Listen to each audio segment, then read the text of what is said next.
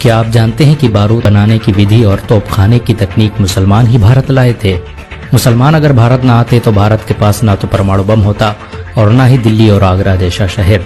मुसलमानों के बगैर भारत रॉकेट टेक्नोलॉजी से भी महरूम रहता, क्योंकि इसे बनाने वाला टीपू सुल्तान एक मुसलमान था। मुसलमान अगर भारत न आते तो आपको समोसा, बिरयानी, कबाब, रोस्टेड और कीमा जैसे लजीज खाने भी देखने को न मिलते। यहाँ तक कि आप खिचड़ी से भी वंचित रहते, क्योंकि इसे बनाने की विधि मुगलों ने ही विकसित की थी।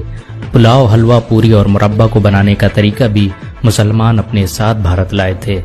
आपको ये जानकर शायद हैरानी हो कि अखंड भारत का निर्माण मुसलमानों ने ही किया था। देश के तिरंगे झंडे को डिजाइन करने वाली महिला सुरैया तैयब जी एक मुसलमान थी। दिल्ली, आगरा, लखनऊ, हैदराबाद, औरंगाबाद जैसे मशहूर शहर मुसलमानों ने ही बसाए थे। एक अंदाजे के मुताबिक मुसलमानों ने भारत में 10,000 से अधिक गांवों और कस्बों का निर्माण किया, जो आज भी भारत की शान माने जाते हैं। बारूद बनाने की तकनीक मुसलमान ही भारत लेकर आए थे।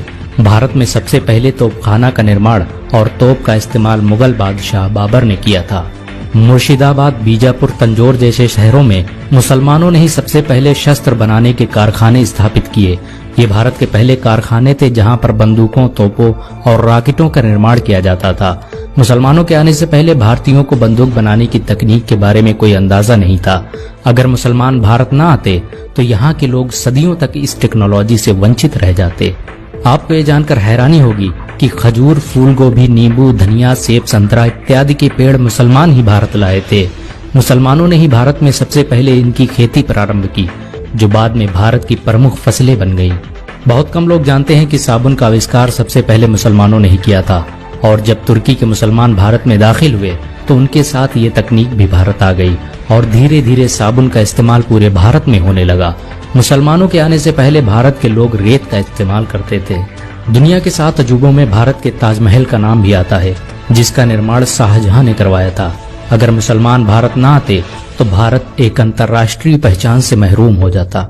मुस्लिम शासकों ने भारत में 6 लाख से भी अधिक इमारतें बनवाई, जिनसे हर साल भारत सरकार अरबों रुपये की कमाई करती है। इन सभी जमीनों का लेखा जोखा वक्फ बोर्ड रखता है।